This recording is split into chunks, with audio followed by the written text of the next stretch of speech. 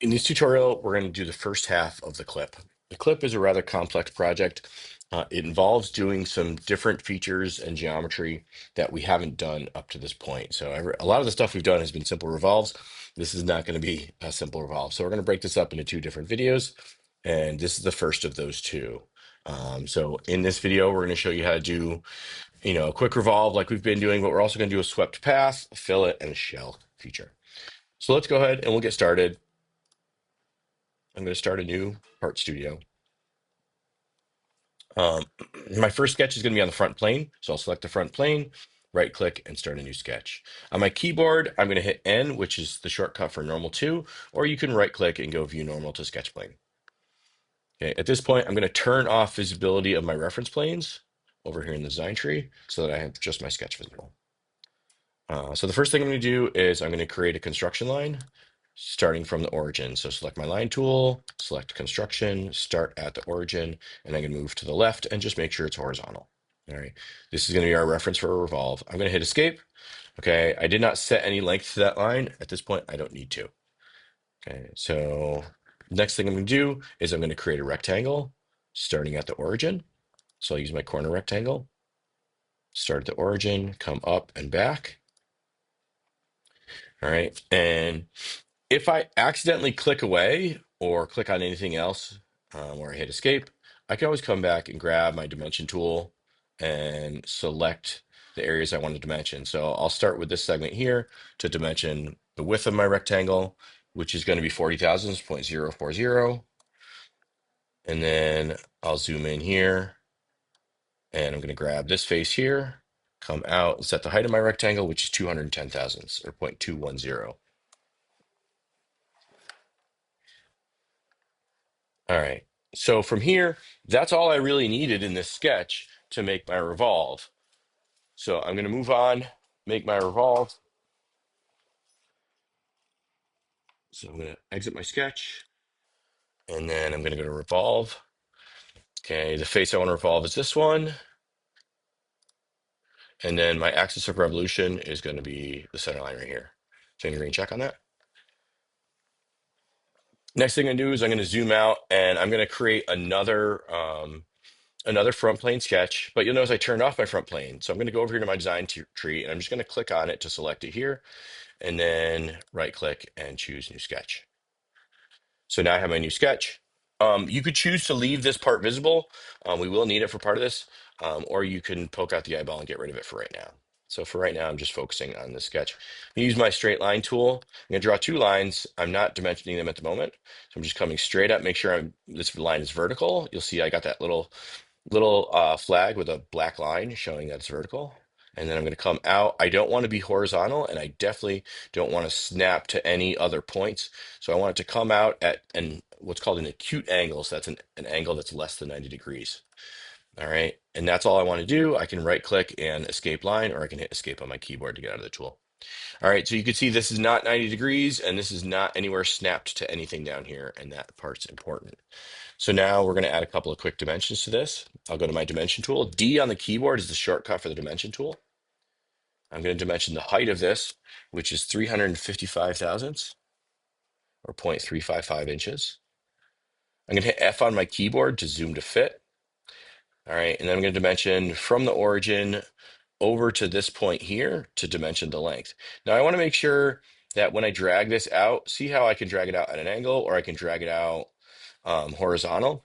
So I want to make sure I drag it out horizontal when I do, so that I get the correct dimension.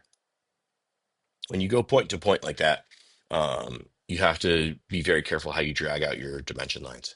So in the case of this one, it's going to be the total length of our clip, which is 1.786 or 1 and 786 thousandths of an inch. Okay, F, zoom to fit. I'll scroll out a little bit.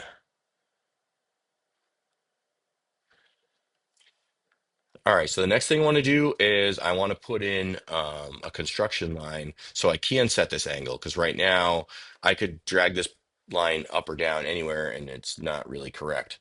It's not fully defined. You can see that's why it's blue instead of being a black line. So what I'm going to do, I'm going to turn on visibility of that disk I created earlier with that first revolve. And then I'm going to go over here to this tool. This is called Use Project Convert. All right, this allows me to come over here to a solid and grab an edge off of it to use as a reference. So when I clicked on the top edge of that, and I'll do that again. All right, so I'm going to go here, grab my Use Project Convert. I'll zoom in over here, and I'm going to grab the very top edge of this cylinder or this disc. You'll notice when I click on it, it gives me a black line. So now I'm going to get out of the tool. Okay, so I'm just going to hit escape on my keyboard to get out of the tool. And I'm going to grab the end of this line that I just created, and I'm going to drag it out. Okay, I don't care how far you drag it out. Okay, we're going to turn this into a construction line. So Q on my keyboard is the quick command for that, or I can go up to here. And then I'm going to dimension from this center line or from this construction line up to this point, right? So I can drag this point up or down anywhere, but it's not really defined until I dimension it. So I'm going to D on my keyboard for the dimensioning tool, or I can click on it up there. Click the line, click the point, and then I'm going to come over here and I'm going to set the height of this to 60 thousandths of an inch or 0.060. So now that that's done, notice how that black line is now full, or that formerly blue line is now a black line, and it's fully defined. All right, so last thing I want to do in this sketch is I'm going to come up here and I'm going to sketch a fillet. So I'm using my sketch fillet, and I'm going to click on this corner here, and then I'm going to set my fillet radius. All right, double click on there, set it to 80 thousandths, 0.080. Enter. All right, so that's all I needed for this sketch. All right, this is part of two sketches I need to do an operation called a swept feature. So I'm going to green check. This is my path. So now what I'm going to do is I'm going to create a sketch. The second part that I need for my swept feature is going to be a profile. All right, so I have a path and I need a profile. So I'm going to do that by switching to my top view. So I'm going to go to my top plane over here, and then I'm going to right click on it and I'm going to hit new sketch. Okay, in my design space, I'm going to hit N on the keyboard, and that'll give me normal to. Okay, you can also right click and go view normal to sketch plane. Okay. I'm going to turn off visibility of my part. All right. And then the first thing I'm going to do, just like before, is I'm going to start with a construction line. So starting from the origin, I'm going to come out. I don't care how far. Okay. It doesn't matter what size. So I'm just going to hit escape. All right.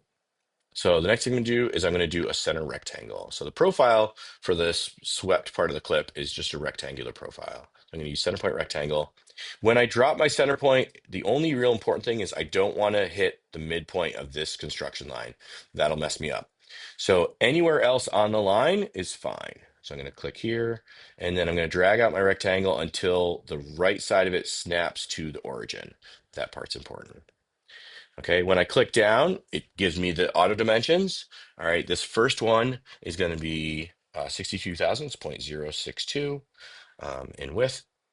And then the height of this is going to be 190 thousandths or 0.190 inches. Enter. And again, if you messed up, you didn't get a chance to drop those dimensions in there when you had the access to, then you can always go back and just use your dimensioning tool. All right, so moving on from there, we're going to close this sketch, and now we're going to do our swept feature. So let's turn everything back on, and we'll put this in isometric so you can see what's going to happen here. All right, so you can see I have my profile down here, and I have this path right here. Let's see, go there. That's better. I like that angle better. So now I'm going to go up here to sweep, and I need two things. I need the face, which is the sketch I just made, sketch 3. And then I need the path, so I'll click on my path, which is going to be sketch 2. And if I did it right, it's going to sweep right around that. Now, if anything turns red and it's not going to generate your geometry, then let your teacher know. It's possible either your fillet radius was incorrect here, or you didn't have this rectangle snapped to the origin on its right-hand side. Those are the two things that I've seen a lot. At this point, I'm not merging anything. Okay, I'm just adding it. Actually, I'm going to do it as a new. There we go. So it's its own separate part, and then I'm going to green check. So now that that's done, I want to round over this front end of the clip, And for that, I'm going to use my fillet tool. So I'm going to fillet, and I'm going to select this edge here and rotate, orbit around and select this edge here. All right, my fillet radius is 95 thousandths of an inch or 0.095. Enter. And then I'm going to green check. So that part's really easy.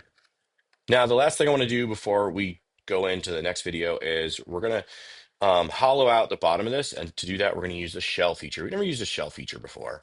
But imagine generating a cube and wanting to turn it into a hollow box. Okay, so it shells out the inside of it. So I'm going to choose shell. All right. Now I can choose if I was, like, say I was making a box, I can choose to leave the top of that box open. So any face that I click on right now and select is going to leave it open. And at the moment, I'm getting some red lines, which means it's unhappy with me. All right. I'm just selecting these faces. So I selected this bottom. If I turn off the previous part, I'm selecting the bottom, this inside face, the inside of this fillet or elbow, and then this bottom face here. Those are the ones I want to select. My shell thickness is going to be 41 thousandths of an inch or 0.041. All right. And when I do that, the red lines should go away. All right. If those red lines are still there, it could be your shell thickness is too big, and so it can't shell it. All right. But if you did it right, you'll see that it's kind of open along the bottom here and all through here. Green check. Let's turn this back on. All right, and then we'll put this back towards our isometric view. I'm going to use this top corner of the navigation cube. And there you go. So that's it for that one. Go on to the next video, and that'll show you how to finish this up. Good luck.